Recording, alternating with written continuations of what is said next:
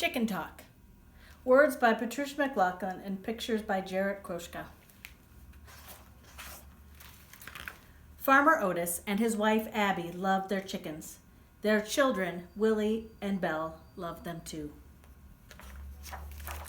All in all, there were 11 hens, and the 7 white feathered hen Joyces named after Abby's mother Joyce, who loved white chickens.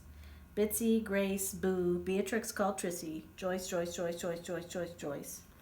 There was one colorful rooster named Pedro who protected his hens from foxes, hawks, and weasels. Pedro.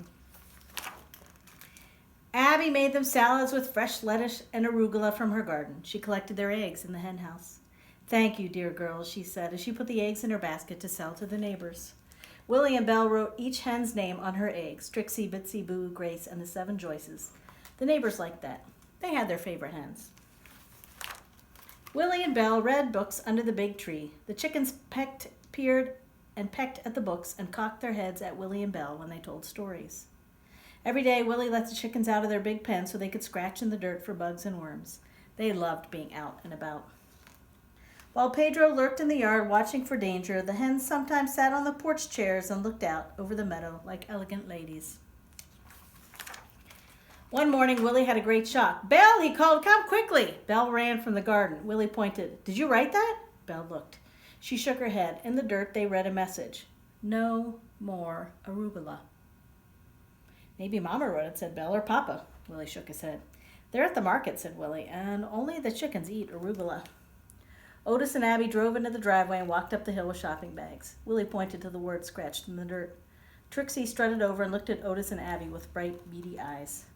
"Trixie wrote that sentence," whispered Otis. "Yes," said Abby. "Don't tell anyone," said Otis. "They'll think we're nutty." Abby nodded. "I thought Trixie liked arugula."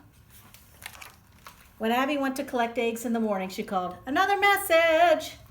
Otis, Willie, and Belle came running. The sentence read, "The fox is not intelligent." Otis looked at Pedro. "I heard a kerfuffle near the pen last night." "Good job, Pedro," called Otis. "I heard your squawking and the flapping of wings. When I came out, the hens were safely in their hen house, and you looked very proud." "You think there will be more chicken talk?" said Abby.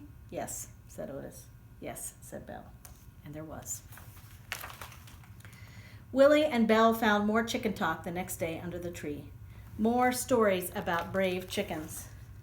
"That's Boo," said Willie. "She always has her beak in a book." "They learned their letters from looking at our stories," said Belle. Soon the secret came out. Trip the mailman found a sentence in the dirt by their mailbox. "You drive too fast. Cheerful chickens cross this road." "Did you write that, Otis?" said Trip. "No," said Otis. "Bitsy did. She's bossy." "Sounds almost poetic," said Trip. "Too poetic for a chicken." "No one in town will believe that your chicken can write. I don't believe it myself." And the townspeople didn't believe it. How could a chicken write? Why would a chicken write? No other chickens in town wrote messages in the dirt. "Come and see for yourself, Trip," said Otis. "Put up your tent and spend the night." Trip brought his small brown tent and sleeping bag and pillow. He set up near the chicken yard. Everyone went to sleep.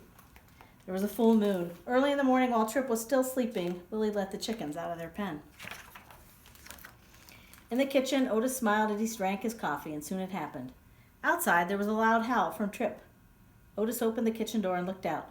Trip clutched his pillow. His tent collapsed on one side. He pointed to a message in the dirt.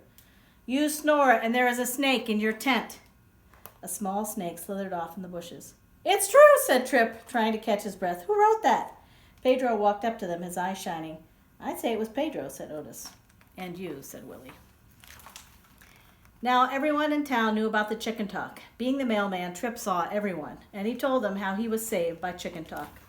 Everyone in town bought more eggs and wanted to know the chicken talk of the day. And there was lots of chicken talk. "Too hot. Can we have a fan?" "Much too much rain." "We need an umbrella." "There are new chicks. Come see." "Has Grace written anything?" asked Abby one day. "Grace is shy. Maybe she doesn't have anything to say," said Otis. Grace was Otis's favorite hen. She had golden feathers lined in black. Sometimes the sunlight made her feathers gleam like jewels. "She is quiet," said Abby. "I like the quiet." But it wasn't quiet for long. On Sunday morning early, there were 7 messages. "Too many Joyces. I'm the real Joyce. I'm not Joyce, and not me. I've never been a Joyce. I'll never be a Joyce. No more Joyces."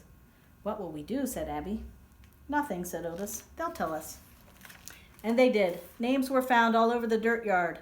Willie and Belle discovered them in the driveway and in the pen by the barn. Josie, Louisa May Alcott, Jane, the real Joyce, Mickey, Emily Dickinson, Belinda. Trip again found one name in the dirt by the mailbox. Who's Belinda? He called.